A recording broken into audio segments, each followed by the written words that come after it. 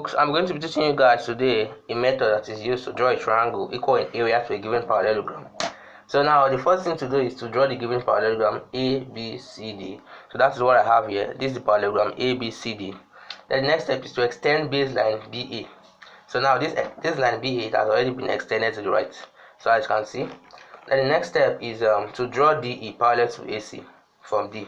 So I'll draw a line DE. ED that's parallel to AC. So all you need to do is you draw a line AC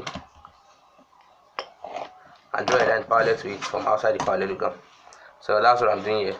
So and that parallel line will pass through D. So this is the procedure.